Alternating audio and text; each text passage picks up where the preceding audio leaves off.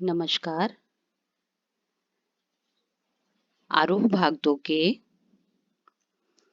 काव्य खंड के तीसरे कवि कुंवर नारायण जी का जीवन परिचय जानने के पश्चात अब हम लोग उनके द्वारा लिखित कविता, पहली कविता कविता के बहाने,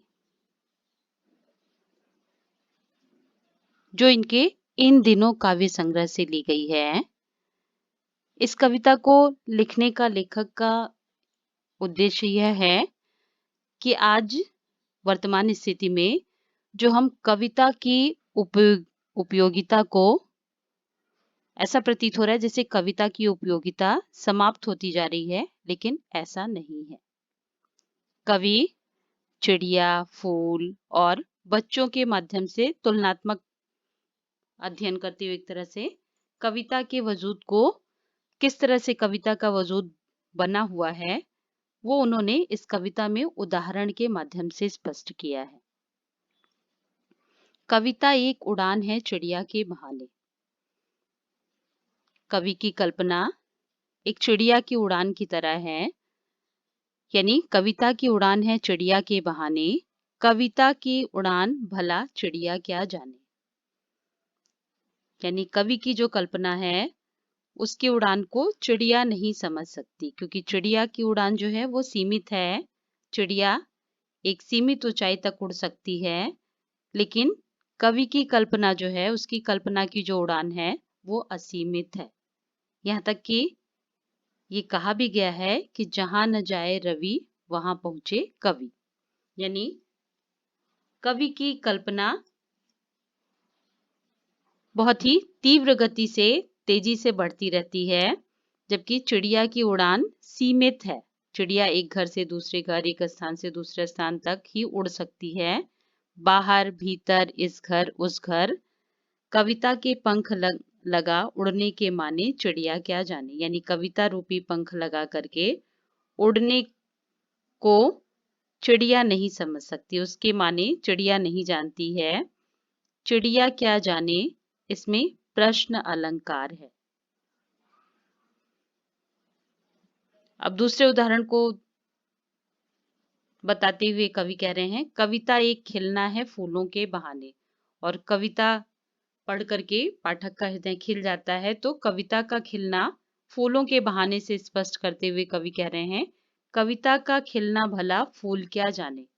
लेकिन कविता का सौंदर्य, कविता का खिलना फूल नहीं समझ सकता, क्योंकि फूल का खिलना जो है वो सीमित है। फूल अपनी सुगंध को, अपने सौंदर्य को बाहर, भीतर, इस घर, उस घर, बिना मुरझाए महकने के माने फूल क्या जाने।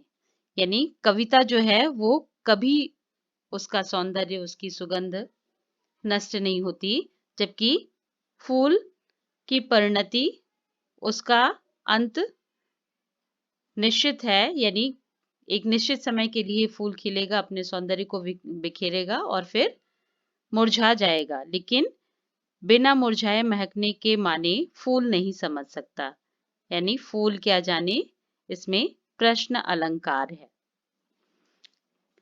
अब कविता किस तरह से खेल है, कवि शब्दों के खेल, शब्दों के द्वारा जो खेल करता है उसे कविता के रूप में परिणित करता है।